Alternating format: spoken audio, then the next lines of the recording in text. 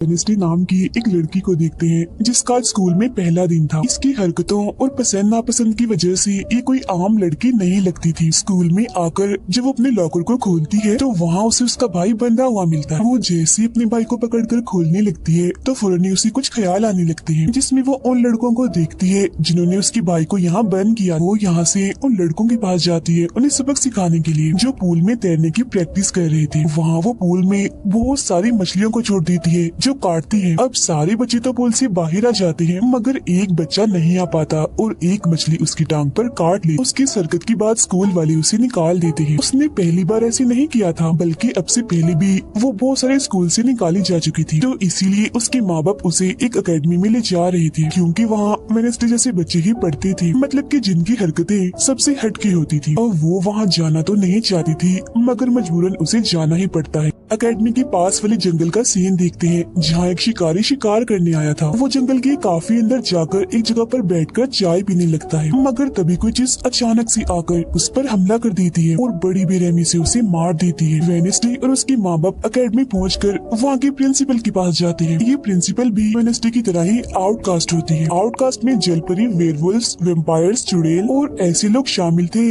जिनमें जादुई ताकतें पाई जाती है। और इस तरह के ही सारे बच्चे इस एकेडमी में पढ़ते हैं। वेनेसडे के साथ जिसने कमरे में रहना था, यानी उसकी रूममेट, उसने कमरे को काफी रंगीन बनाया हुआ था। इसीलिए सब कुछ वेनेसडे को पसंद नहीं आता, क्योंकि उसे तो बस काला रंग ही पसंद था। यहाँ का सारा माहौल देखकर वो मुंह बना लेती है। तब उसकी रूममेट उससे पूछती है, तुम ठीक हो ना, क्या हुआ तुम्हें? जिस पर उसके डैड जवाब देते हैं, मेरी बेटी बड़ी अजीब है, काफी बोर है और बस इसे तुम जिंदा लाश समझो। अपने डैड की ये बातें सुनकर वेनेसडे उन्हें घूरने लगती है। अब उसकी रूममेट उसे पूरी एकेडमी घुमा रही थी कि तभी एक लड़का वहाँ आकर वेनेसडे से उसकी फेसबुक आईडी मांगता है, जिस पर वो कहती है, मैं कोई भी सोशल मीडिया इस्तेमाल नहीं करती, क्योंकि सोशल मीडिया हड्डियों को सड़ा देने वाली सिर्फ एक बीमारी है और कुछ भी नहीं। जाने से पहले वेनेसडे की मॉम उसे कहती है, अब तुम यहाँ से कभी भाग नहीं पाओ। जिस पर वो कहती है, देख लीजिएगा, मैं आपसे वादा करती हूँ कि जल्दी मैं यहाँ से भाग जाऊंगी। वहाँ से जाते वक्त उसके डैड वहाँ एक हाथ छोड़ देते हैं ताकि वो वेनेसडे पर नजर रख सके। उधर जंगल में जब पुलिस छानबीन करने आती है तो उन्हें उस शिकारी की लाश के टुकड़े अलग अलग जगहों पर पड़े मिलते हैं। ऐसा हादसा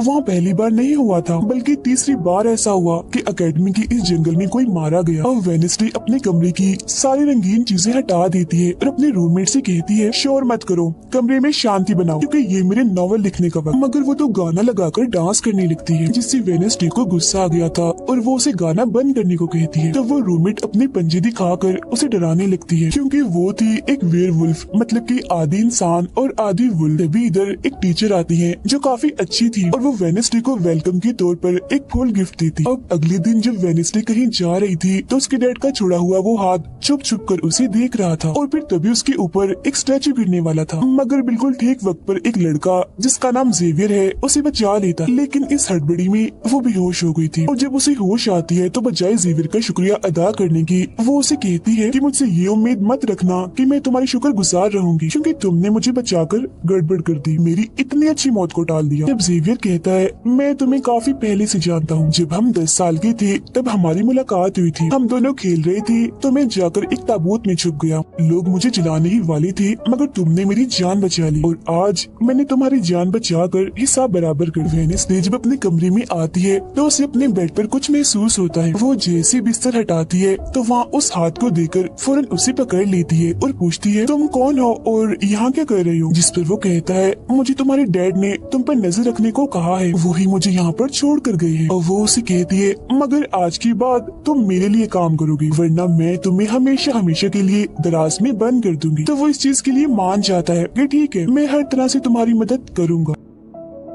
अगले दिन प्रिंसिपल वेनेसडे को एक दिमागी डॉक्टर के पास ले जाती है, क्योंकि उन्हें भी ऐसा महसूस हुआ था कि वेनेसडे का दिमागी तवाज़ुन कुछ ठीक नहीं है। मगर वो वहाँ कोई बहाना बनाकर हाथ की मदद से खिड़की खोलती है और वहाँ से भाग जाती। भागते हुए वो एक आदमी से टकरा जाती है, जिससे फौरन उसे ख्याल आता है, जिसमें वो देखती है कि इस आदमी का अभी एक्सीडेंट होने वाला है, जिसमें वो मर गया है बड़ी बेरहमी से। मगर वो इस बारे में उस आदमी को कुछ नहीं बताती, क्योंकि उसे खून खराबा बहुत पसंद। वो एक होटल में जाती जाती है जहाँ उसकी मुलाकात एक वेटर से होती है। वो काफी परेशान दिख रहा था क्योंकि उसकी कॉफी मशीन खराब हो गई। वेनेसडे उसे कहती है, मैं तुम्हारी कॉफी मशीन ठीक कर सकती, लेकिन इसके बदले तुम्हें मुझे स्टेशन पर छोड़ना होगा, जिसके लिए वो मान भी जाता है और वेनेसडे उसकी मशीन ठीक कर देती है। जिस पर वो कहता है, बस थोड़ा सा इंतजार करो, मेरी शिफ्ट खत्म होने वाली है, फिर हम चलते हैं। और वेनेसडे जब वहाँ बैठी इंतजार कर रही थी कि तभी कोई शरारती लड़की आकर उसे परेशान करने लगती है, जिससे उसे गुस्सा आ गया था और वो उन लड़कों को अकेले ही काफी मारती है और अच्छा सबक सिखाती है। अब इतनी ही देर में उस वेटर के डैड जो एक पुलिस ऑफिसर थे वहाँ आ जाते हैं। तोड़फोड़ देखकर जब वो अपने बेटे से इस बारे में पूछते हैं तो वो कहता है, कुछ नहीं, बस वो लड़के कस्टमर्स को परेशान कर रहे थे तो इसने उन्हें अच्छा सबक सिखा दिया। तभी यहाँ अकेडमी की प्रिंसिपल भी आ जाती है, उनसे सॉरी बोलकर वेनेसडे को यहाँ से ले जाती है। रास्ते में वो उस पर काफी गुस्सा करती है कि आखिर तुमने कैसे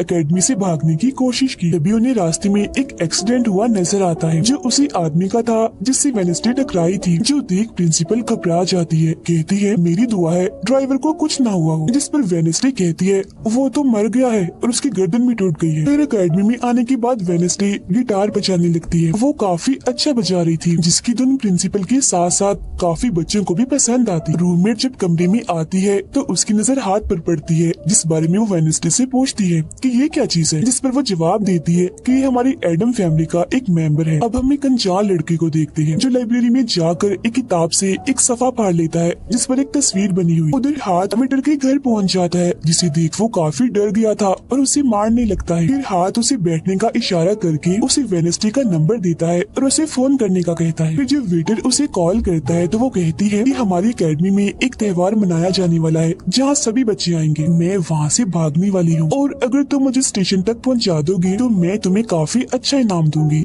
जिस पर वो वेटर मान भी जाता है। जब वो त्योहार में जाती है तो देखती है कि प्रिंसिपल की नजर मुझ पर ही है, इसीलिए वो एक आदमी को पैसे देकर प्रिंसिपल का ध्यान भटकाने का कहती है। अब वेटर वहाँ आकर वेनेसडे के जाने से पहले उसे उसके डैड का एक पुलिस रिकॉर्ड तोहफे में देता है जो उसने अपने डैड की फाइल्स में से चुराया था, क्योंकि उसके डैड एक पुलिस ऑफिसर जो थे। अब उस रिकॉर्ड को लेकर जैसे वो यहाँ से जाने लगती है तो तभी वो उस लड़के से टकरा जाती है जिसने बुक में से तस्वीर को फाड़ा था। टकराते ही वेनेसडे को उस लड़के की मौत के ख्याल आने लगते हैं कि वो थोड़ी देर में मरने वाला है, जो बहुत ही भयानक थी। वो लड़का अब जंगल की तरफ जाने लगता है तो वेनेसडे भी उसके पीछे जाती है और कहती है, रुक जाओ, जंगल में मत जाओ, तुम्हारी जान को खतरा है, तुम मर जाओगे। मगर तभी वो उसे अपने जादू से उड़ाकर पेड़ पर लगा देता है और कहता है, खतरा मुझे नहीं तुम्हें है, बल्कि तुम खुद ही खतरा हो और मैं सब लोगों को तुमसे बचा रहा हूँ। उस दिन स्टैचू को मैंने ही तुम्हारे ऊपर गिराया था। जिसके बाद वो उसे एक तस्वीर दिखाता है और कहता है, इस तस्वीर में तुम ही हो जिसे मेरी मॉम ने 25 साल पहले बनाया था और ये उस वक्त की बात है जब वो इस अकेडमी में पढ़ती थी। मरने से पहले उन्होंने कहा था कि इस लड़की इन्हें तुम्हें मुझे रोकना होगा, नहीं तो तुम इस अकेडमी के साथ साथ पूरी दुनिया को ही तबाह कर दोगी। वो बस वेनेसडे को मारने ही वाला था कि तभी एक बड़ा सा मॉन्स्टर आकर उस पर हमला कर देता है और बड़ी ही बेरहमी से उसे मार देता है। इसके बाद हम वेनेसडे को उसके कमरे में देखते हैं, क्योंकि उसने यहाँ से भागने के इरादे को खत्म कर दिया था, क्योंकि अब उसके दिमाग में बहुत सारे सवाल थे, जैसे कि मैं इस दुनिया के लिए खतरा कैसे हूँ, एक मॉन्स्टर ने आखिर मेरी जान क्यों बचाई, और साथ ही उसके डैड के खिलाफ पुलिस रिपोर्ट जिसमें उसके डैड के ऊपर एक कत्ल का इल्जाम था।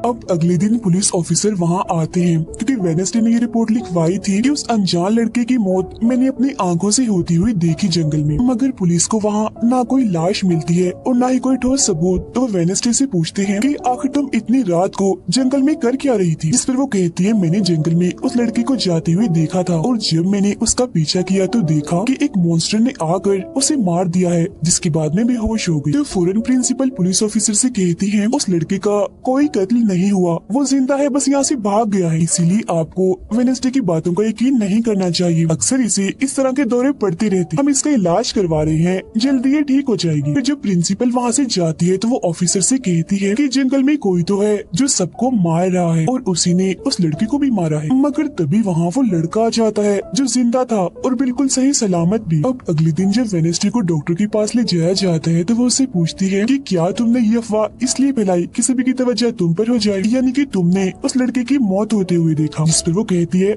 मैं जानती हूँ मैंने क्या देखा है, ओके, मुझे तुम्हें बताने की कोई जरूरत नहीं। अगले दिन उसे पता चलता है कि उसी लड़के को बगैर किसी वजह से एकेडमी से निकाला जा रहा है, इसीलिए वो अपने साथी उस हाथ को उस लड़के के पीछे लगा देती है। अब प्रिंसिपल के कहने पर वेडनेसडे एक एक्टिविटी में हिस्सा लेती है, जिस मकसद के लिए वो क्लब ज्वाइन करती है, जहाँ उसके साथ सिर्फ एक ही लड़का था जिसके साथ उसकी दोस्ती हो जाती है। फिर जब हाथ उस लड़के के पीछे जाता है तो देखता है कि वो अपना रूप बदल रहा है, जहाँ पहले वो एक बुरा इंसान और फिर एकेडमी के प्रिंसिपल का रूप ले लेता है, जिसके बाद हाथ आकर ये सारी बात वेडनेसडे को बता देता है। अब जब क्लास शुरू होने वाली थी तो जेवियर उसे कहता है कि मेरी साथ वाली सीट खाली है तो तुम यहाँ बैठ जाओ, तो वो उसके साथ आकर बैठ जाती है। जेवियर यहाँ मकड़ी की तस्वीर बना रहा था और फिर अपने जादू से वो उसे जिंदा भी कर देता है, मगर एक ही झटके में वेडनेसडे उसे मार देती है और उसकी राख उड़ा देती है। अब एक लड़की जो काफी बदतमीज थी और विलन भी थी, उसकी और वेडनेसडे के बीच काफी बहस हो जाती है, क्योंकि दोनों ही एक दूसरे से काफी चिढ़ती थी, एक दूसरे को जरा भी पसंद नहीं करती थी। और इसके बाद वेडनेसडे अपनी जगह अपनी रूममेट को उस क्लब में भेज देती है जहाँ वो एक्टिविटी की प्रैक्टिस कर रही थी, और खुद वो अकेली ही चली जाती है एकेडमी की उस जंगल में मॉन्स्टर को ढूंढने के लिए। वेडनेसडे को वहाँ उस अनजान लड़की का टूटा हुआ चश्मा भी मिलता है, वही अनजान लड़का जिसे मॉन्स्टर को मारता हुआ इसने देखा था। और अब जैसे ही वो इस चश्मे को छूती है तो लाइब्रेरी में उसे वहाँ एक किताब भी दिखती है, तो वो उस किताब को खोजने लाइब्रेरी में चली जाती है, मगर उसे वहाँ उस तरह की कोई भी किताब नहीं मिलती, जिसके बाद वो चुपके से जेवियर के कमरे में चली जाती है, क्योंकि वो लड़का और जेवियर एक ही कमरे में रहती थी। वेडनेसडे और हाथ यहाँ पर उस किताब को ढूंढ रहे थे, मगर तभी यहाँ जेवियर आ जाता है, जिस वजह से वो बेड के नीचे छुप जाते हैं। तभी जेवियर के पास वो विलन लड़की भी आती है और उसे कहती है, तुम मुझसे क्यों नाराज हो, अच्छा गुस्सा छोड़ो, सुलह कर लो, जिस पर वो मना कर देता है। अब उसके इनकार पर विलन लड़की को लगने लगता है कि ये सब वो वेडनेसडे की वजह से कर रहा है, इसीलिए वो कहती है कि कल मैं वेडनेसडे समेत तुम्हारे सभी साथियों की कश्तियों की धज्जियां उड़ाने वाली हूँ। बेड के नीचे छुपे वेडनेसडे और हाथ भी उसकी ये बात सुन लेती। कमरे में वापस आने के बाद वेडनेसडे अपने रूममेट से कहती है कि कल जो कश्तियों की रेस होने वाली है मैं भी उसमें हिस्सा लूँ, और कुछ भी हो जाए उस घमंडी लड़की यानी विलन को मैं हरा कर ही रहूंगी। अब अगले दिन जब रेस शुरू होती है तो बताया जाता है कि इस मुकाबले का कोई भी असूल कानून नहीं है, जो भी टीम सबसे पहले गुफा में जाकर झंडे को लाएगी वही टीम जीत जाएगी, जिसके फौरन बाद गेम शुरू हो जाती है और विलन भी अपनी चालें चलना शुरू कर देती। वो अपने एक जलपरी साथी की मदद से एक टीम की कश्ती को तुड़वा देती है, जिससे वो पूरी टीम पानी में गिर जाती है, मगर फिर जब वो जलपरी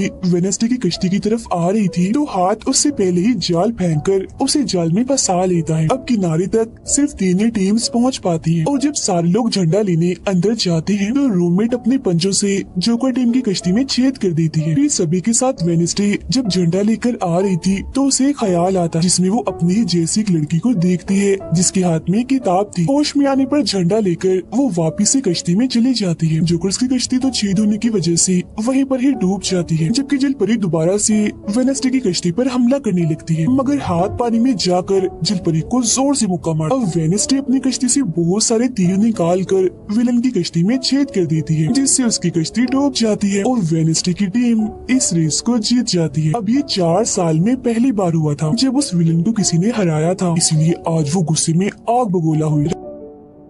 रात के वक्त वेडनेसडे एक स्टैचू के पास जाती है जिसके हाथ में किताब थी। किताब पर लिखी एक पहेली को जैसे ही वो सुलझाती है तो वहाँ एक रास्ता खुल जाता है। जैसे ही उसके अंदर जाती है तो देखती है कि यहाँ उसके मॉम डैड के अलावा और भी बहुत सारे लोगों की तस्वीरें लगी हुई हैं। उसे वहाँ वो किताब भी मिल जाती है जिसकी वो तलाश कर रही थी, मगर जैसे वो उस किताब को वहाँ से लेकर जा रही थी कि तभी अचानक से कोई आकर उस पर हमला कर देता है, जिससे वो बेहोश हो जाती है। अब उसे जैसे होश आती है तो देखती है कि उसे कुछ लोगों ने बंदी बनाया हुआ है जिन्होंने मास्क भी लगाए हुए थे, मगर उनकी आवाज सुनते ही वेडनेसडे उन्हें पहचान लेती है और कहती है कि मैंने तुम्हें पहचान लिया है, तुम अपने अपने मास्क हटा सकते हो। असल में ये लोग और कोई नहीं बल्कि विलन और उसके साथी थे। इसी दौरान वो अपनी रस्सी भी खोल चुकी थी और वहाँ से जाने लगती है, मगर जाते जाते वो कहती है तुम सब छोटे बच्चे हो, अगवा करना भी तुम्हें ठीक से नहीं आता। वापिस आने के बाद वो उस तस्वीर को किताब पर लगाकर मुकम्मल करती है जिसे उस लड़की ने किताब से फाड़ लिया था और वो उसे पढ़ने लगती। अब अगले दिन प्रिंसिपल सभी बच्चों को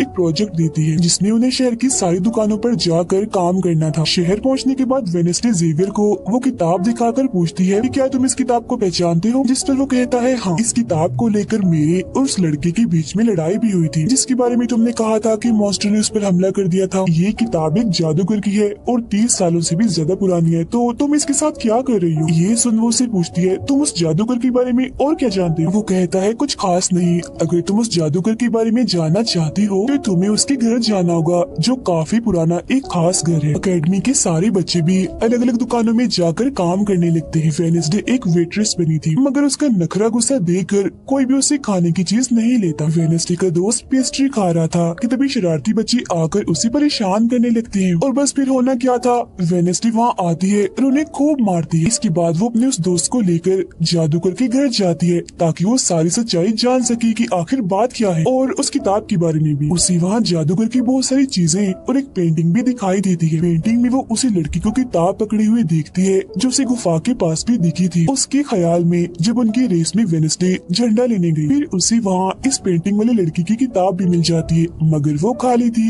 क्योंकि वो नकली थी। इतनी ही देर में वहाँ एक औरत आती है तो वेडनेसडे उसे असली किताब के बारे में पूछती है जिस पर वो कहती है कि वो किताब तो चोरी हो गई थी और इस वक्त तुम जहाँ खड़ी हो ये भी उस जादूगर का असली घर नहीं है। इसके बाद वेडनेसडे वेटर से मिलने उसकी होटल जाती है और उससे जादूगर के असली घर के बारे में पूछती है तो वो उसे असली घर के बारे में बता भी देता है। जहाँ से वेडनेसडे अकेली ही उस घर में चली जाती, वहाँ उसे एक बूढ़ा आदमी मिलता है जो उसे कहता है ये मेरी जगह है, मेरा घर है, निकलो यहाँ से। तब ये सुन वेडनेसडे का साथी वो हाथ उसके मुंह पर ही हमला कर देता है जिससे डरकर वो आदमी वहाँ से भाग जाता है और वेडनेसडे को यहाँ से कुछ नहीं मिलता, इसीलिए वो यहाँ से जाने लगती है। मगर जब वो दरवाजे से बाहर जाती है तो फौरन उसे ख्याल आता है जिसमें वो देखती है कि वो जादूगर एक लड़की को चुड़ैल साबित करके इस घर में बंद कर देता है जहाँ उससे पहले और भी बहुत सारे लोग बंधे हुए थे। ये सारे लोग आउटकास्ट की थी, यानी कोई वेम्पायर था, कोई जलपरी, कोई वेयरवुल्फ तो कोई चुड़ैल, इसीलिए जादूगर इन सबको शैतान समझता था। इस तरह के सभी लोगों को यहाँ कैद करने के बाद वो इस पूरे घर में आग लगा देता है। वो बच्ची जिसे जादूगर ने चुड़ैल साबित किया था वो अपनी मॉम को आजाद करने की कोशिश करती है मगर नहीं कर पाती क्योंकि सभी लोगों को जंजीर की मदद से जमीन के साथ बांधा हुआ था, सिर्फ वो बच्ची ही आजाद थी। इसीलिए अपनी माँ के कहने पर उसे बेसमेंट के जरिए वहाँ से भागना पड़ता है। जिसके बाद वो जादूगर जो बेहद ही जालिम था सभी आउटकास्ट के लोगों को जला देता है। तभी वो लड़की वेडनेसडे के पास आती है और कहती है वो बहुत ही जालिम है, हम सबको मार देगा। तब इतनी ही देर में वो जादूगर भी वहाँ आ जाता है जिससे वेडनेसडे डर जाती है और वापिस से होश में मतलब कि मौजूदा वक्त में आ जाती है। होश में आते वो हाथ से कहती है मैंने उस लड़की को देख लिया, उसने मुझसे बात भी की, मुझे लगता है वो मेरे खानदान की कोई मेंबर है। तभी यहाँ जंगल वाला मॉन्स्टर आकर इस घर पर हमला कर देता है मगर जब उसकी नजर वेडनेसडे पर जाती है तो वो यहाँ से भाग जाता है। वेडनेसडे और हाथ उसका पीछा करते हैं मगर देखते हैं कि मॉन्स्टर के कदमों के निशान तो इंसानी पैरों के निशान में बदल गए। अगले दिन उस जादूगर की मूर्ति को इज्जत के तौर पर इस जगह पर लगाया जाने वाला था क्योंकि शहर के लोग तो उसे अपना हीरो ही मानते थे और आज वेडनेसडे को वहाँ गिटार बजाने के लिए बुलाया गया था। लेकिन वो लोग जैसे मूर्ति लगाकर अपना काम करने लगते हैं तो तभी वो हाथ तीली फेंक कर मूर्ति को आग लगा देता है क्योंकि वेडनेसडे के कहने पर उसने पहले ही मूर्ति पर पेट्रोल डाल दिया था। आग देखकर सारे लोग वहाँ से भाग जाते हैं मगर वेडनेसडे अभी भी वहाँ बैठी गिटार बजा रही होती है। साथ ही वो मूर्ति को जलता हुआ देखकर खुश भी हो रही थी। अब प्रिंसिपल को वेडनेसडे पर ही शक था मगर उसके खिलाफ प्रिंसिपल के पास कोई सबूत नहीं था। अब जादूगर के जिस पुराने घर में वेडनेसडे गई थी जहाँ वो बूढ़ा आदमी था वो अभी भी वहीं रुका हुआ था मगर तभी वो मॉन्स्टर वहाँ आता है और उस बूढ़े आदमी पर हमला कर देता है। लेकिन मरते मरते वो बूढ़ा आदमी मॉन्स्टर की 2-3 तस्वीरें अपने कैमरा में बना ही लेता है। पुलिस को जब ये खबर मिलती है तो फौरन छानबीन करने पहुँच जाती है जहाँ उन्हें बूढ़े आदमी के कैमरा से मॉन्स्टर की तस्वीर भी मिल जाती है।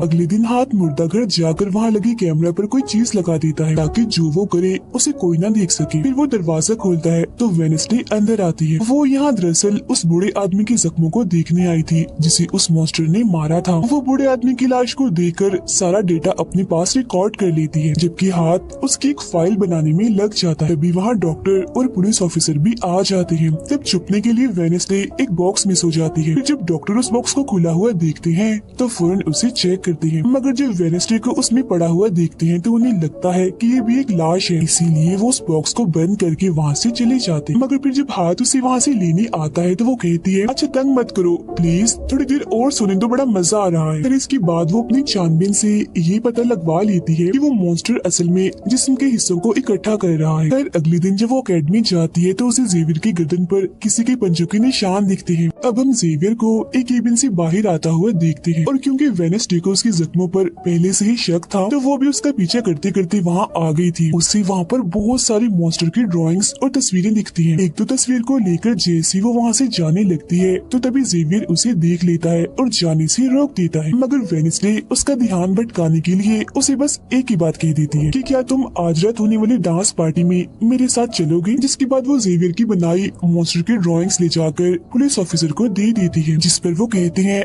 इससे हम किसी को भी नहीं पकड़ सकते, कोई ठोस सबूत लेकर आओ। अब वेडनेसडे अपनी सारी रिसर्च को अपने दोस्त के सामने रख देती है ताकि वो उसकी मदद कर सके। उनमें से एक ड्राइंग को देखकर उसका दोस्त कहता है कि मैं इस जगह के बारे में जानता हूँ। जिसके बाद वो वेडनेसडे को उस जगह पर ले जाता है जो एक गुफा थी, जिसके अंदर जाकर उन्हें बहुत सारी हड्डियाँ और एक हथकड़ी भी मिलती है। थोड़ा छानबीन करने पर उसे वहाँ एक नोकदार बड़ा सा नाखून भी मिलता है, जिसे वो अपने पास रख लेती है। जिसके बाद वो जेवियर के पेंटिंग वाले केबिन में जाती है और डस्टबिन से एक कपड़ा जिस पर खून लगा हुआ था उसे निकाल कर अपने पास रख लेती है। फिर जैसे वो वहाँ से जाने लगती है तो तभी वहाँ जेवियर आ जाता है और उसे पूछता है, तुम यहाँ मेरे केबिन में क्या कर रही हो। उसकी बात डालकर वो उसे पूछती है, ये जो चोट तुम्हारी गर्दन पर है ये तुम्हें कैसे लगी। तब वो बताता है कि पिछले कुछ दिनों से ये मॉन्स्टर मेरे सपनों में आ रहा है, इसीलिए मैं इसकी ड्राइंग्स बनाता हूँ। मगर एक दिन मैंने अपने जादू पर से कंट्रोल खो दिया और ड्राइंग के अंदर से मॉन्स्टर की पंजे ने निकलकर मुझे नोच लिया। लेकिन अब क्योंकि वेडनेसडे उस पर शक कर रही थी इसलिए वो उस पर काफी गुस्सा करता है और फौरन उसे यहाँ से जाने का कहता है। अब वेडनेसडे वो खून लगा कपड़ा और नाखून जाकर पुलिस ऑफिसर को दे देती है और कहती है, ये लो ठोस सबूत और बेशक डीएनए टेस्ट करवा लो, मेरे ख्याल से इतना सबूत काफी होगा,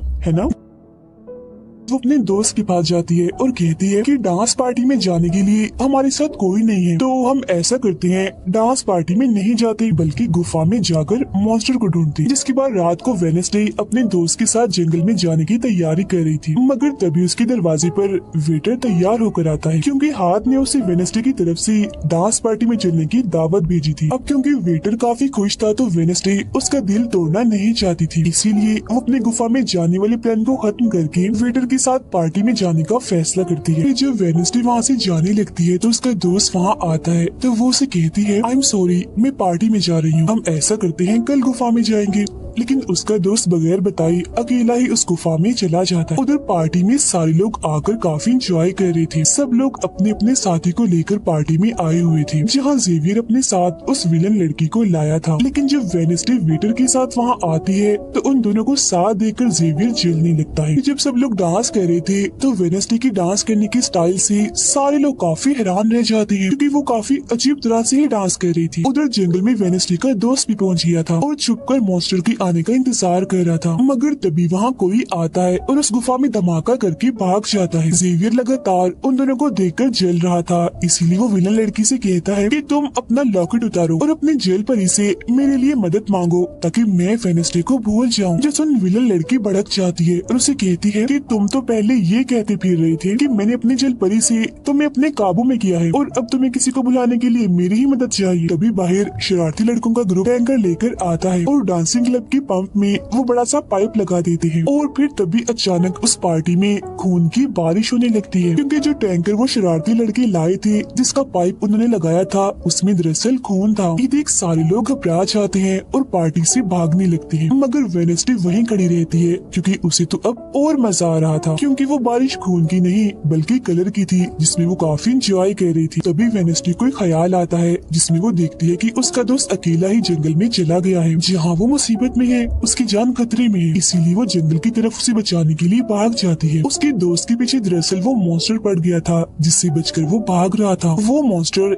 एक बार उस पर हमला करता ही है कि तभी वेडनेसडे उसे ढूंढते हुए वहाँ आ जाती है। तब मॉन्स्टर उसे देखकर वहाँ से भाग जाता है। वो अपने दोस्त को बेहोश पड़ा हुआ देखकर काफी घबरा जाती है। इतनी ही देर में उसकी टीचर भी उसका पीछा करते करते वहाँ आ गई थी, जिसके बाद उसकी दोस्त को हॉस्पिटल ले जाया जाता है और वेडनेसडे खुद वापस अपनी एकेडमी में आ जाती है जहाँ वो अपने डैड पर लगी इल्जाम को सुलझाने की कोशिश कर रही थी कि आखिर सच क्या। अकेडमी में सारे माँ बाप अपने बच्चों से मिलने आते हैं क्योंकि आज मीटिंग थी। प्रिंसिपल सबको बताती है कि वेडनेसडे की दोस्त की हालत में सुधार हो रहा है, कुछ दिन के बाद ठीक होकर वो वापस आ जाएगा। मगर दूर खड़ी वेडनेसडे अपने रूममेट को बताती है कि ये झूठ है, वो तो कोमा में है बेचारा। तभी यहाँ दोनों के माँ बाप आ जाते हैं और ये उनसे मिलने चली जाती है। वेडनेसडे अपने मॉम डैड को बताती है कि जब से आपने मुझे यहाँ छोड़ा है मेरे ऊपर बहुत सारे हमले हुए हैं। अब इन सभी को अपनी अपनी फैमिली से मिलता हुआ दूर खड़ी जेवियर और विलन लड़की देख रहे हैं क्योंकि उनकी मॉम डैड आज भी नहीं आई। अब विलन लड़की सुधर गई होती है, साथ ही उसकी जेवियर के साथ दोस्ती भी हो गई थी, तो अब से हम उसे जेवियर की दोस्त कहें। तब इतनी ही देर में उसकी मॉम भी इधर आ जाती है, जिसे देखकर वो काफी हैरान थी। वेडनेसडे के माँ बाप प्रिंसिपल से मिलते हैं तो वो कहती है कि वेडनेसडे काफी अजीब तरह से सबसे पेश आती है, इसे डॉक्टर के पास ले जाए इलाज करवाने के लिए। अब इससे पहले वहाँ उसके माँ बाप कुछ कहते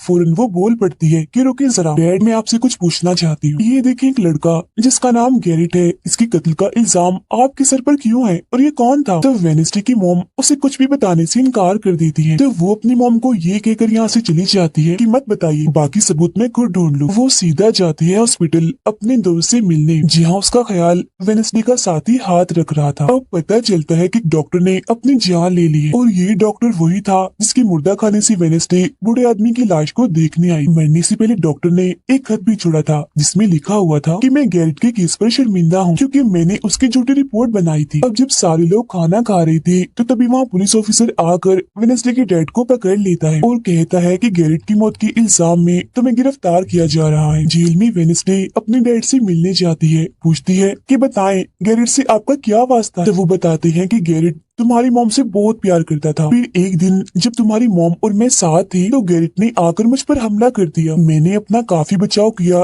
जिस दौरान गलती से उसकी मौत हो गई। ये सुन वेडनेसडे को उनकी बात थोड़ी झूठी लगती है। फिर वो पुलिस ऑफिसर के पास जाती है, कहती है मेरे डैड ने गैरेट को नहीं मारा और ये उनके खिलाफ साजिश की जा रही है। जिस पर वो कहता है दुनिया तुम्हारे हिसाब से नहीं चलती, हमारे पास सबूत आ गए हैं तुम्हारे डैड के खिलाफ। वो कहती है मैं नहीं मानती और मेरा ख्याल है कि जिसने मेरे दोस्त को मारने की कोशिश की उसने ही गैरेट को मारा होगा। पार्क में रूममेट अपनी मॉम के साथ बैठी थी, जहाँ उसकी मॉम चाहती है कि वो पूरी तरह एक वेयरवुल्फ बन जाए और वो उसे एक डॉक्टर के पास जाने का कहती है, मगर रूममेट ऐसा नहीं चाहती, इसलिए वो यहाँ से चली जाती है। अब वेडनेसडे अपनी मॉम के पास जाती है ताकि वो सारी सच्चाई जान सके। उसकी मॉम खुफिया लाइब्रेरी में थी। वो अपनी मॉम से कहती है कि आपने मुझे इस अकेडमी में इसलिए भेजा ना ताकि मैं हमेशा आपकी परछाई बन के रहूं। जिस पर उसकी मॉम कहती है कि ये सिर्फ अकेडमी ही नहीं बल्कि पहले यहाँ एक ग्रुप हुआ करता था जिसकी बुनियाद तुम्हारे डैड की फैमिली की एक औरत ने रखी थी जिसका नाम गुडी था। वो कहती है मैं ये जानना चाहती हूँ कि डैड ने तो गैरेट को नहीं मारा तो फिर किसने मारा है? तब उसकी मॉम सच्चाई बताती है कि जब मैं वहाँ गई तो मैंने देखा कि तुम्हारे डैड और गैरेट आपस में लड़ रहे थे। मैंने उन्हें रोकने की कोशिश की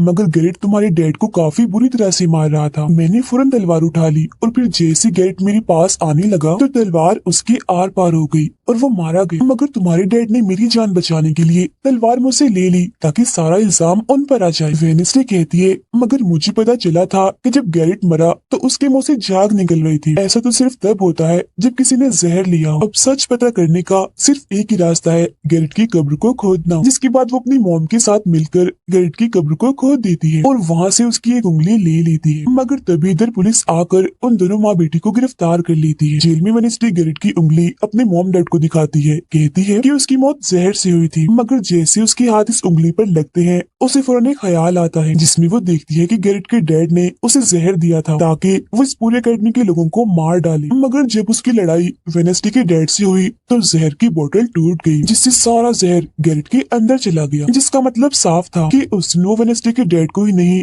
बल्कि पूरी अकेडमी को ही खत्म करने आया था। जेल से रिहा होने के बाद वेडनेसडे और उसकी मॉम मेयर के पास जाती है, कहती है आपने गैरेट की मौत के सच को छुपाया, उसकी मौत जहर से हुई थी न कि तलवार से और ये बात साबित भी हो गई है। जो सुन मेयर सब कुछ सच बता देता है जिसके बाद वेडनेसडे के डैड को भी रिहा कर दिया जाता है। अब वेडनेसडे अपनी मॉम को बताती है कि मुझे बहुत ख्याल आते हैं, जिस पर उसकी मॉम कहती है कि ये खासियत हमारे खानदान में है, ख्याल सबको आते हैं, अगर ख्याल हमारे कंट्रोल में ना रहे तो ये हमें पागल बना सकते हैं, इसीलिए हमारे खानदान के पुराने लोग आकर हमें आसान रास्ता बताते हैं और ट्रेनिंग देते हैं। तो वेडनेसडे फौरन बोलती है जैसे गुडी एडम्स जिसके बारे में आपने बताया था कि वो मेरे डैड के खानदान की है, जिस पर उसकी मॉम कहती है कि मुझे नहीं पता, बहरहाल तुम होशियार रहना क्योंकि गुडी एडम्स बदला चाहती थी जिसके चक्कर में वो खुद भी नहीं बच पाई। फिर सबकी माँ बाप अपने अपने बच्चों से मिलकर जा रही थी। रूममेट अपनी मॉम को कहती है, आप फिक्र मत करना, जब मुझे वेयरवुल्फ बनना होगा मैं बन जाऊंगी। जाने से पहले वेडनेसडे की मॉम उसे वही किताब देती है जो अक्सर प्रिंसिपल के पास हुआ करती थी। वो किताब लेकर वेडनेसडे प्रिंसिपल के पास जाती है, कहती है कि उस अनजान लड़की को आपने मारा था,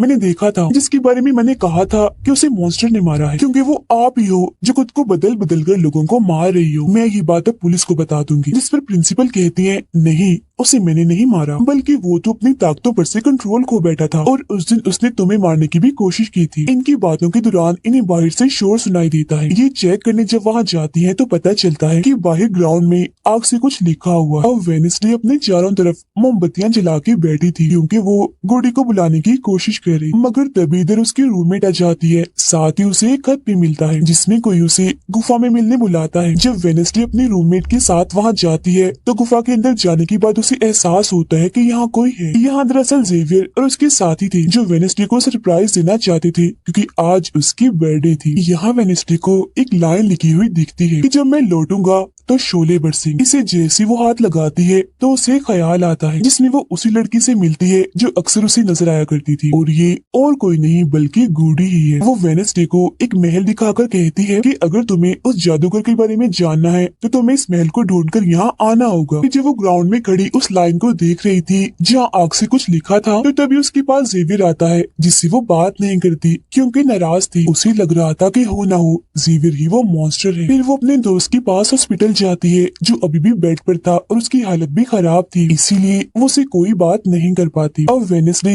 अपने दोस्त वेटर से मिलने जाती है और उसे उस महल जो गुडी ने दिखाया था उसकी तस्वीर दिखाकर पूछती है कि क्या तुम इस जगह के बारे में जानते हो, जिस पर वो मना कर देता। अब यहाँ तो उसका काम नहीं हुआ, इसीलिए वो तस्वीर को लेकर जेवियर के पास जाती है और उससे भी वही सवाल करती है कि क्या तुम इस जगह के बारे में जानते हो, मगर तभी उसकी नजर इसी महल की पेंटिंग पर जाती है जो जेवियर ने पहले से ही बनाई हुई थी, जिस पर वो बताता है कि ये जगह रात को मेरे सपने में आई थी तो मैंने इसे बना दिया। अच्छी बात ये थी कि जेवियर इस जगह के बारे में जानता भी था। तब उसे महल का पता लेकर वेडनेसडे वहाँ पहुँच जाती है जहाँ मेयर पहले से ही मौजूद था, और क्योंकि वो जान गया था कि असली कातिल कौन है तो वेडनेसडे उसकी गाड़ी में ही छुप जाती है। मगर जैसे मेयर की गाड़ी शहर में पहुँचती है तो कोई उनकी गाड़ी को ठोक देता है जिससे मेयर का एक्सीडेंट हो गया था। वो काफी जख्मी हो जाते हैं, उनकी हालत मरने वाली हो गई। फिर अब रात के वक्त वेडनेसडे वेटर और अपने रूममेट के साथ उसी महल में आती है। यहाँ उसे ऐसा महसूस होता है जैसे कोई इधर रह रहा है क्योंकि मोमबत्तियां गर्म थी और ये कमरा बिल्कुल साफ था। इतनी ही देर में वो मॉन्स्टर भी यहाँ आ जाता है जिससे बचने के लिए ये लोग छुप जाते हैं। ये लोग देखते हैं कि जिन जिन लोगों पर मॉन्स्टर ने हमला किया था उनके जिस्म के कटे हुए हिस्से यहाँ पर पड़े हुए हैं। अब वेडनेसडे अपने दोस्तों को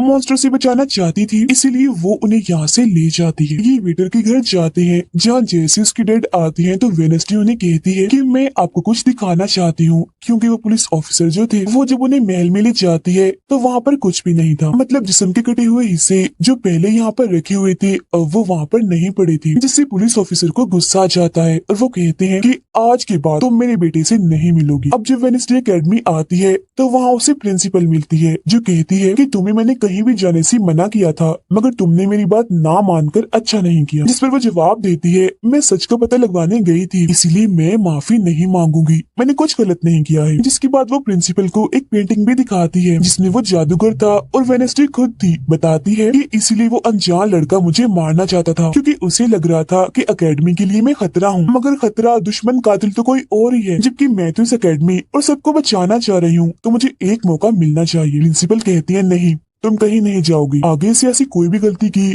तो मैं तुम्हें एकेडमी से निकाल दूंगी। और वहाँ से वो ये कहकर चली जाती है। वो जब अपने कमरे में वापस आती है तो देखती है कि रूममेट अपना सामान पैक कर रही है क्योंकि वो यहाँ से जा रही है। वो गुस्से में वेडनेसडे से कहती है कि तुम्हें सिर्फ अपना काम ही निकलवाना आता है, फिर चाहे इसके लिए तुम्हारे दोस्तों की जान क्यों ना चली जाए। आज वो अजीब सा मॉन्स्टर हमें भी मार देता। जिसके बाद वो यहाँ से चली जाती है। अब वेडनेसडे बिल्कुल अकेली रह गई थी, इसीलिए कमरे में एक जगह बैठकर वो उस बॉक्स को देखने लगती है जो वो जादूगर के महल से चुरा कर लाई थी। उसे बॉक्स के नीचे एक खत मिलता है जिसमें वेडनेसडे की अपनी ही बहुत सारी तस्वीरें होती हैं जो देख वो कहती है मेरी एडम्स फैमिली, जादूगर, मॉन्स्टर और मैं शायद किसी न किसी तरीके से जुड़े हुए हैं। और जब ये बात मेयर को पता चली तो किसी ने उनका मुंह बंद कर दिया, मगर मैं चुप नहीं बैठूंगी और तुम जो कोई भी हो मैं तुम्हें ढूंढ लूंगी देखना। अब मेयर की मौत हो गई थी और जब उन्हें दफनाया जा रहा था तो वेनेसडे वहाँ आती है और सोचने लगती है कि कातिल यहाँ आए लोगों में से ही कोई है, मगर तभी उसे जंगल में कोई दिखता है। वो पीछे करती है तो पता चलता है कि और कोई नहीं बल्कि उसका अंकल है। अंकल बताते हैं कि मेरे ऊपर चोरी का इल्जाम है तो कुछ वक्त के लिए मुझे छुप के रहना होगा। जब वेनेसडे उन्हें एक केबिन में छुपा देती है और मॉन्स्टर की तस्वीर दिखाकर पूछती है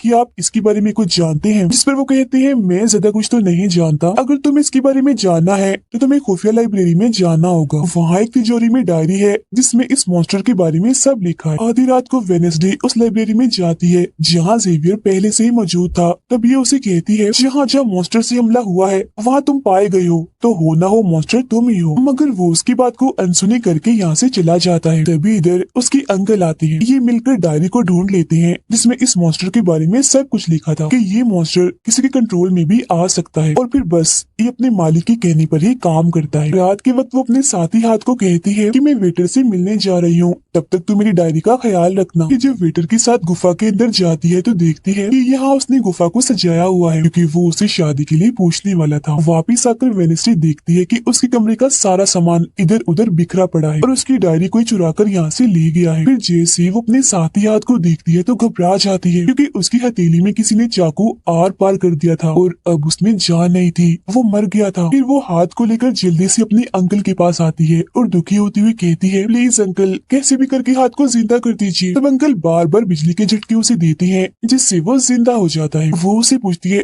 अच्छा तुम पर हमला किसने किया था, जिस पर इशारों से वो बताता है कि मैंने नहीं देखा क्योंकि हमला पीछे से हुआ था। जिस पर वेनेसडे गुस्से से भर जाती है, कहती है चाहे कुछ भी हो जाए मैं उसे नहीं छोड़ूंगी, वो जो भी है। और वो प्रिंसिपल को आकर कहती है किसी ने मेरे कमरे में तोड़ फोड़ कर दी है, साथ ही कोई उस डायरी को भी चुरा कर ले गया है। वो कहती है वो डायरी तो खुफिया लाइब्रेरी में थी तो तुम्हारे पास कैसे आई, तुम ऐसी हरकतें मत करो कि अकेडमी को बंद करना पड़े, ऐसा मैं होने नहीं दूंगी। फिर जब वेनेसडे वहाँ से जा रही थी तो तभी उसके पास उसके साथी आते हैं और उसे जानकारी देते हैं कि गैरेट जिसकी मौत का इल्जाम तुम्हारे डैड पर था उसकी मॉम को किसी ने डबोकर मारा था और मरने से पहले उनकी सारी प्रॉपर्टी एक डॉक्टर ने हथिया ली थी। डॉक्टर नाम सुनकर वेनेसडे को दिमागी डॉक्टर पर शक होता है, इसीलिए वो सीधा उनके पास जाती है। कहती है कि मैं जानती हूँ आपके अंदर गैरेट की मॉम की आत्मा है जो सबसे अपनी मौत का बदला लेना चाहती है, अब बस कर दो तुम्हारा खेल खत्म हुआ। जिसके बाद वो यहाँ से चली जाती है। ये सारी बातें सुन डॉक्टर को जरा भी समझ नहीं आती कि क्या बोल रही थी, इसीलिए वो फौरन प्रिंसिपल को कॉल करती है। कहती है वेनेसडे आई थी, उसका बर्ताव काफी अजीब था, उल्टी उल्टी बातें कर रही थी वो। अब तभी यहाँ मॉन्स्टर आ जाता है जो डॉक्टर पर हमला करके उन्हें मार देता है। अब डॉक्टर तो मर गई थी, इसीलिए वेनेसडे की शक की सुई अब जेवियर पर आ जाती है, इसीलिए वो उसे मिलने उसके कैबिन में जाती है। यहाँ उसे मरे हुए लोगों का सामान भी मिलता है जिससे उसका शक और पक्का हो जाता है। अब तभी इधर पुलिस भी आकर जेवियर को पकड़ लेती है क्योंकि पुलिस को यहाँ पर वेनेसडे ने ही बुलाया था। अब जब वेनेसडे कमरे में आती है तो उसकी रूममेट वापस आ गई थी। कहती है तुम्हारा और मेरा कोई ताल्लुक है, मैं तुम्हारे साथ रहना चाहती हूँ, मैंने तुम्हें और हाथ को बहुत याद किया। फिर इसके बाद वेनेसडे वेटर के पास जाती है जहाँ उसे फिर से कुछ ख्याल आने लगते हैं जिनमें वो देखती है कि मॉन्स्टर और कोई नहीं बल्कि वेटर ही है जिसे वो पसंद करती है। मगर फिलहाल वो उसे कुछ नहीं कहती, उसे एक जगह पर लाती है और फिर कहती है कि जेवियर को तो फंसाया जा रहा है जबकि असली मॉन्स्टर तो तुम ही हो, मगर वो इसके लिए बार बार मना करता है। तभी यहाँ वेनेसडे के सारे दोस्त भी आ जाते हैं और वेटर को पकड़कर कुर्सी से बांध देते हैं। अब वेनेसडे उस पर जुल्म करना चाहती है मगर उसके दोस्त ऐसा करना नहीं चाहते, इसीलिए वो यहाँ से चले जाते हैं। फिर जैसे ही वो वेटर को मारने के लिए आगे बढ़ती है कि तभी वेटर के डैड पुलिस ऑफिसर यहाँ आ जाते हैं और वेनेसडे को गिरफ्तार कर लेते हैं। हालांकि वो उन्हें कहती भी है कि असली कातिल आपका बेटा है,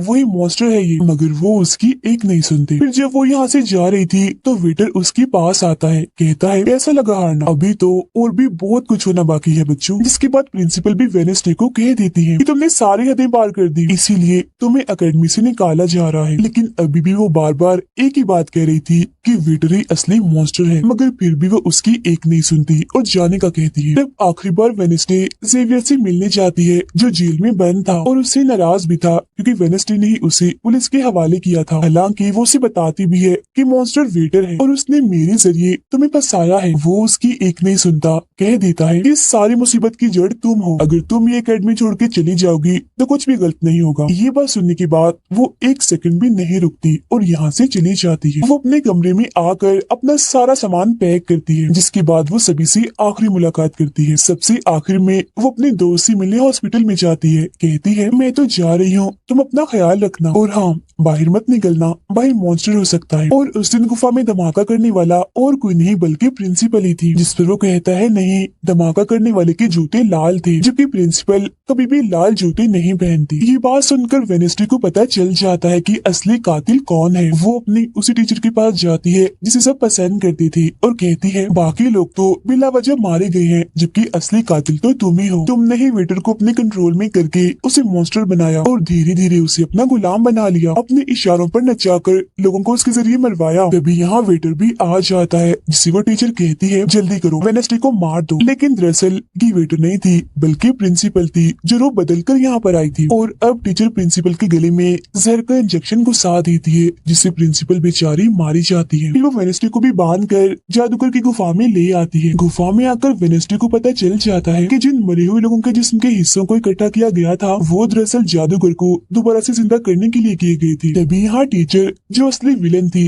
वेनेस्डे को बताती है कि जब गुडी ने जादूगर को मारा था तो गुडी ने अपने खून से जादूगर की कब्र पर एक ताला लगा दिया था, और अब जादूगर को जिंदा करने के लिए हमें गुडी की फैमिली मतलब एडम्स फैमिली की ही किसी इंसान का खून चाहिए, साथ ही पूरे चांद की रात भी हो। और अब हमें ये सुनहरी मौका मिल गया है जादूगर को जिंदा करने का, क्योंकि एडम्स फैमिली से तुम हो और आज पूरे चांद की रात भी है, हम तुम्हारा खून लेंगे। जिसके बाद टीचर वेनेस्डे के हाथ पर कट लगा देती है, जिससे उसका खून निकलने लगता है। फिर वो उसके खून से जादूगर की कब्र का ताला खोल देती है और फिर अगले ही पल जादूगर भी जिंदा होकर अपनी कब्र से बाहर आ जाता है। बाहर आते ही वो वेनेस्डे को चाकू मार देता है, जिससे वो जख्मी हो जाती है। इसके बाद वो अकेडमी को खत्म करने के लिए चला जाता है। अब तभी यहाँ गुडी एडम्स आती है और वेनेस्डे को बिल्कुल ठीक कर देती है, मतलब कि उसके जख्म, और कहती है मैंने तुम्हें ठीक तो कर दिया है, मगर अब की बाद मैं तुम्हें नजर नहीं आऊंगी। जंगल की रास्ते से जब वेनेस्डे जा रही थी तो तभी उसके सामने वेटर आ जाता है। उसे टीचर कंट्रोल कर रही थी, इसीलिए वो मॉन्स्टर बनकर उस पर हमला कर देता है। वो बस उसे मारने ही वाला था कि तभी यहाँ एक वेयरवुल्फ आ जाती है, जो और कोई नहीं बल्कि रूममेट थी, जो आज पहली बार वेयरवुल्फ बनी थी, वो भी सिर्फ वेनेस्डे को बचाने के लिए। यहाँ वेयरवुल्फ और मॉन्स्टर के बीच काफी खतरनाक लड़ाई होती है, जिसमें वेयरवुल्फ मॉन्स्टर पर भारी पड़ रही थी और उसे काफी मारती है, अच्छा मजा चखाती है। इसके बाद वेनेस्डे जादूगर से लड़ने उसे रोकने के लिए अकेडमी में आ जाती है, जहाँ वेनेस्डे को बचाने के लिए जेवियर पहुंच जाता है। अब जैसे जादूगर जेवियर को मारने वाला था तो तभी सामने वेनेस्डे आ गई थी और वो बेचारी खुद जख्मी हो जाती है, मगर फिर भी वो जेवियर को कहती है कि तुम यहाँ से जाओ और बाकी अकेडमी वालों को बाहर निकालो, क्योंकि ये हम जैसे आउटकास्ट के लोगों को नहीं छोड़ेगा। जिसके बाद वो फिर से खड़ी हो जाती है, उसके हाथ में तलवार भी थी, जिसकी मदद से वो जादूगर से लड़ती है, मगर जादूगर काफी ताकतवर था, इसीलिए वो उसके सामने नहीं टिक पाती। वो बस उसे मारने ही वाला था कि तभी इधर जेवियर की दोस्त आकर जादूगर का ध्यान भटका देती है, जिस दौरान मौका देकर वेनेस्डे उठती है और तलवार की एक टुकड़े को जादूगर के दिल के आर पार कर देती है, क्योंकि ऐसा उसे गुडी एडम्स ने करने को कहा था। जहाँ जादूगर एक बार फिर से मर जाता है और उन्हें उसका जिस्म जलने लगता है और राख बनकर उड़ जाता है। जादूगर के मरते ही यहाँ वो टीचर आ जाती है, जिसके हाथ में गन थी, जिसे वो वेनेस्डे पर तान देती है, क्योंकि वो उसे मारना चाहती है। मगर तभी यहाँ वेनेस्डे का दोस्त भी आ गया था, जिसके पास बहुत सारी मधुमक्खियाँ थी। वो उन सभी मधुमक्खियों को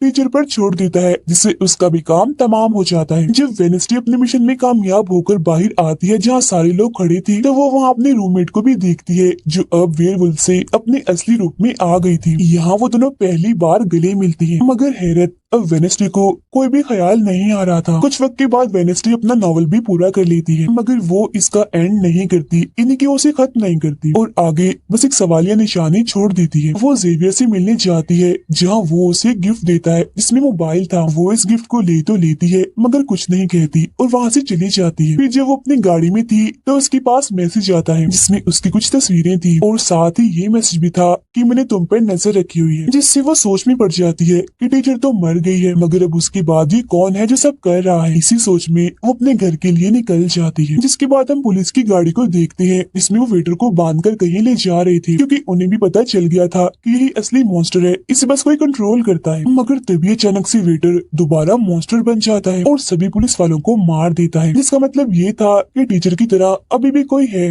जो इसे कंट्रोल कर रहा है और वो लोगों को मरवाता रहेगा इसके जरिए। और ये अनजान इंसान वही हो सकता है जिसने वेनेस्डे को मैसेज किया, यानी कि कि अभी भी कोई है जो एकेडमी को बंद करवाने में लगा है और मॉन्स्टर के जरिए खून खराबा कत्ल होना आम ही रहेगा। और इसी के साथ ही ये सीजन इधर ही खत्म हो जाता है।